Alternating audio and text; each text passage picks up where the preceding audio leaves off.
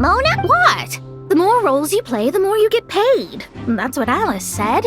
I was hoping to do even more than this, but it is what it is.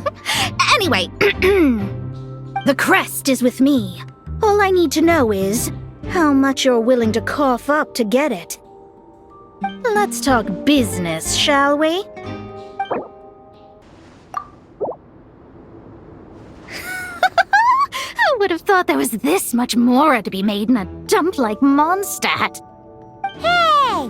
Did you just break character? What? Of course not. All right, here's the crest. Huh. And with that, I'm off the clock. Oh, and by the way, word has it you accomplished something major in Nodcry. You reeled in the true moon from beyond the false firmament. Well, I spend most of my time staring into a scryglass after all. If something changes in the sky, you think I wouldn't notice? Hydromancy uses the false stars to reflect true fate within the water. Now, I can't help but wonder what I would see if I cast a reflection of the true moon instead. Of course, I need a whole new set of equipment to look into that, which means shelling out a whole lot of Mora. So I've been taking on a lot of odd jobs. No wonder Alice gave you quite a few parts in this. Generous compensation, minimal manual labor. It's been a good gig. Plus, the Hexencircle never promises an amount they can't deliver. Even though her daughter is, in some part, responsible for my predicament. That was a long time ago, and I know Klee didn't mean it. Huh.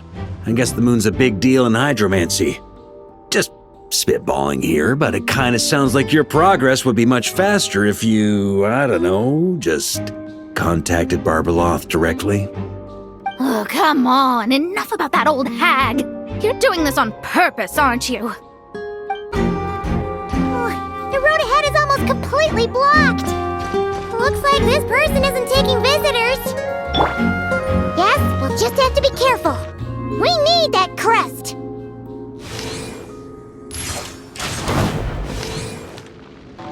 What? They handed over their crests? Looks like the decision has been made for me then. Further resistance would be foolish. Gotta say, Paimon didn't expect you to play this kind of role, Durin. Well, actually, Aunt Alice was planning for me to play Dvalin if the dragon himself didn't agree to take part. That was the backup plan. Apparently, there's a spell like the one used to make Simulanka that could change me back into an evil dragon. That does not sound like a good idea. I have to agree. That sounds like a disaster waiting to happen. I don't think I'd be very good at playing the evil dragon anyway. I'm not intimidating enough.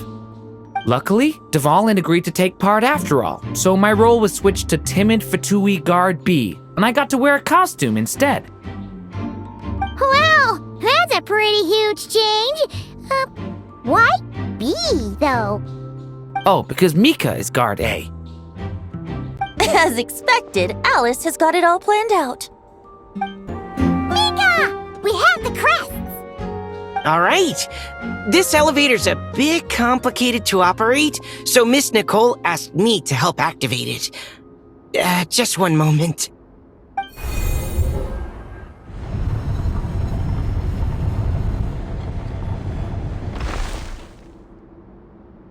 Thanks. No problem. Best of luck up there. Huh. I don't remember Fatui being this nice. Where's the fun in that? Of course you want to make things difficult. Come on, let's get out of here. The Holy Liar! Here it is! Wait, Paimon remembers something about a...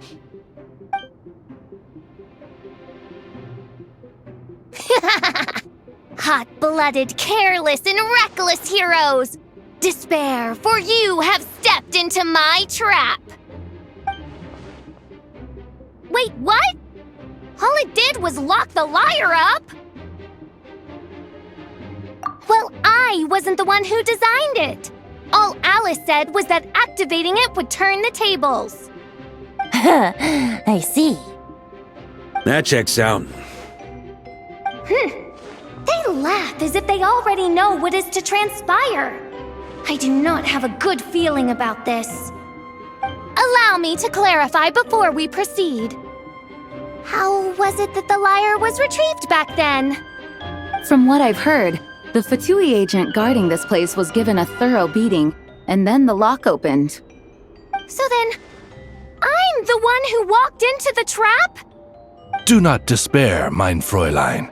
Miss Alice provided us with backup, did she not? We are not entirely outmatched. 'Tis true.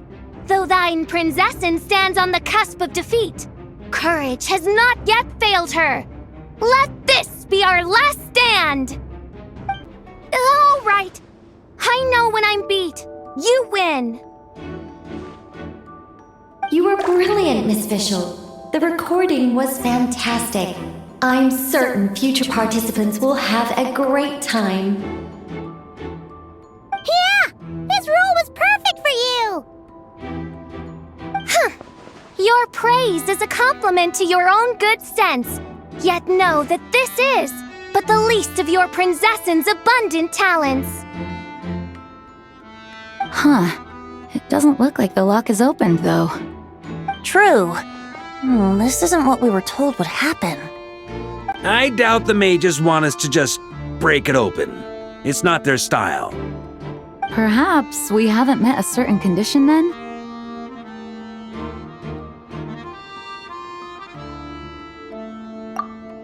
Oh, wait! Does that mean the beating up part has to happen for this to proceed? You dare place your Prinzessin in such a scene? 'Tis an affront of the highest order! I'm afraid it may be the only way to end this, mein Fräulein. But not to worry. It's all pretend, after all. Very well. I shall allow this trespass, if only to bring this to an end. Just be gentle. Huh? Oh, right. Paimon's the weakest one here. Here goes nothing!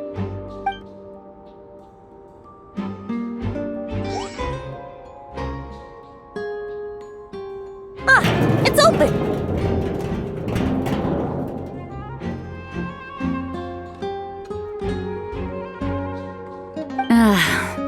Miss Alice does love to tease, doesn't she? Congratulations on obtaining the Holy Lyre der Himmel. That's a wrap for now.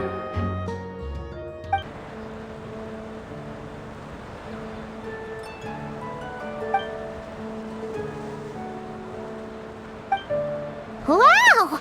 This is quite the gathering! And do you smell that? Is that the secret menu Barker was talking about? Oh, Paimon's stomach has been rumbling this whole time, so she's gonna dig in. Silver?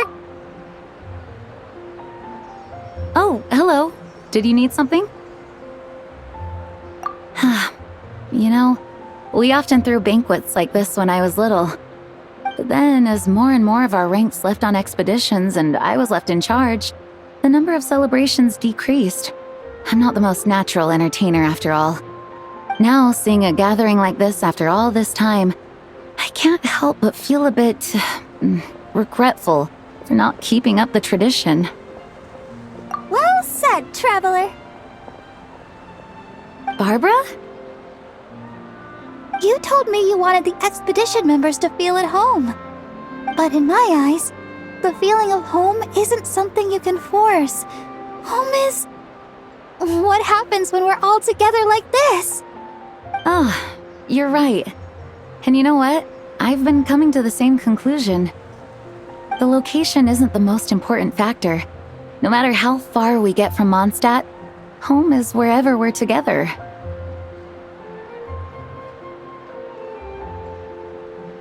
I appreciate the kind words, you two. I will do just that. Make sure to do the same, traveler. It's not often you get to make it back here. There's a lot of people waiting to catch up. Now that we're outside the bubble and no longer in character, there should be plenty of time. Hey! Honorary Knight! Look up! Pretty stellar view from up here, And the breeze is nice too. Care to join me? Oh, of all the places to sit, it just had to be there. Well, to each their own, I suppose. Just be careful on the way up, traveler. Have a seat. I come bearing drinks. Booze free, of course. You're welcome. Ah, well, that's what being home is all about, right? Letting go, feeling at ease. Figure we both deserve that after all this time. You think so? Glad to hear it. There's no place like home. That's what people say, right? The expedition took me far and wide, and still, little alcohol in my system, it would all come back. The cathedral, the statue, the windmills in the city, the pigeons and dandelions in front of the gate. The further away you get, the more you miss it. I might be biased, but it means a lot that you care about this place.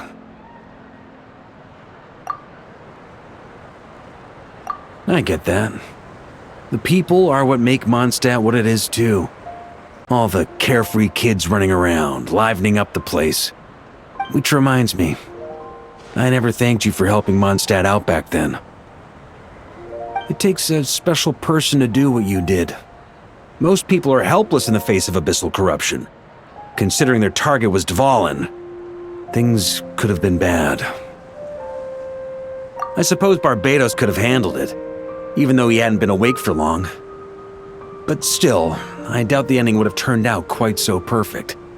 Dvalin is family to him, you know? Having to choose between the dragon's life and Mondstadt's safety, that would have been cruel. Not to mention, the Wild Hunt would have reached our borders sooner or later. We'd have been stretched thin without your help. Maybe you've never put two and two together, but what you did in Natlan also helped reduce the threat of the Wild Hunt. If Natlan's crisis hadn't been resolved, the two abyssal powers might have joined forces at some point, making our situation even more dire. Ha! Look at us, taking down the Abyss in two separate nations. Doing the Knights of Favonius proud, aren't we? I guess not. In any case, for a knight, honor is something you get to define for yourself, no matter what the outside world thinks. And that's the question, isn't it? Why do we do what we do? But I think it's safe to say you already know the answer. Ah, so this is where you've been hiding. You know, I don't think this was designed for sitting. Ha! When did you become such a stickler? Come have a drink with us. There's plenty. Don't mind if I do. Grape juice? Again? You know, Charles would never let me hear the end of it if I started drinking without him.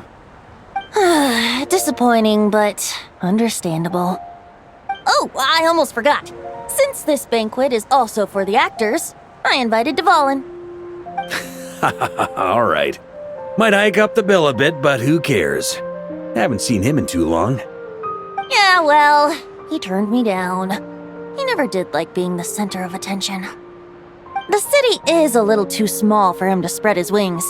Even if no one is afraid of him, he could still take out a windmill or two. Guess it's better not to risk it. Huh. Maybe it's time to draft a proposal to build him a landing pad. The traveler's right. If this is what makes him comfortable, might as well let him be. In the meantime, I propose a toast to our honorary knight. To our honorary knight. I often think about our parting at Windrise, you know. And now, almost in the blink of an eye, the final stop on your journey is just around the corner. Snezhnaya. The Tsaritsa's plans have continued to advance. Now, only the Pyronosis remains free from her grasp. But if even the captain couldn't take Malwika's Gnosis by force, I guess we don't need to be concerned about its safety for now. So that's good news, at least. You wouldn't be taking a dig at someone else's ability to hold on to their Gnosis, now would you, Grandmaster? Haha, of course not. I'm not one to rub salt in old wounds.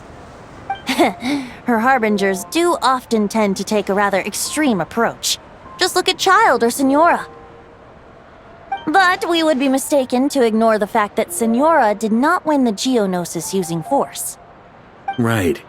You told me about the contract Morax signed with her before his death. You're saying she didn't need to resort to violence in Mondstadt either? That's right. If she was able to provide a reason convincing enough to persuade Morax, she could have persuaded me no problem. I suppose she just didn't think there was a reason to negotiate. I had just woken up, so I must not have seemed like much of a threat. Honestly, the Gnosis was of no use to me. I didn't care who it belonged to or what means were used to take it. I just knew if I fought her in that moment, the cathedral, perhaps even the entire city, might have become collateral damage. True. I wouldn't put it past Senora to take civilians as hostages either. In the end, though, it was those same methods that led to her end. After all, her third target, the Raiden Shogun, wasn't a big negotiator back then. Perhaps Senora's success in Mondstadt and Liyue convinced her that she was a match for the Archon of any nation. You did the right thing. It pained me to see Inazuma as it was back then. I'm glad things have changed since. Of course, now the elite force of Harbingers has quite a few missing from its ranks, so I suspect the Tsaritsa no longer has the means to meddle in other nations like she used to. Who knows? Perhaps a chance to formally meet her in Snezhnaya might come sooner than we think. Some of our knights remain stationed in Notcry. If you need help, just say the word, and we'll be there.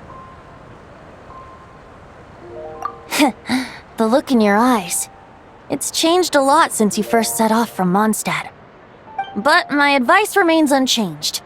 Never forget that the journey itself has meaning, traveler. The birds of Tevat, the songs in the cities, the Tsaritsa, her Fatui and the monsters, they are all part of that journey.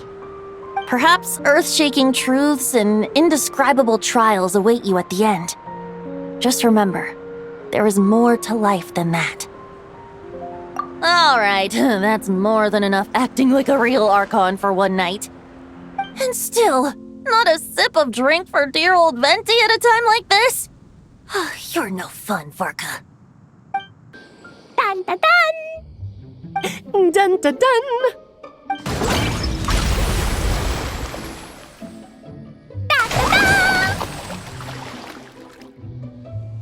Da da da!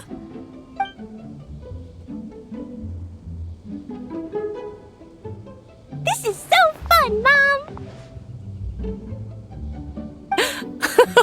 I think so too. Come on, let's blow them all up! Mom, when can I play with the magic toy you made me? Very soon, darling. In fact, it should be ready tomorrow. I just know you're going to love it. Yay! Can we play together? Why, of course! We'll have ourselves a splendid time.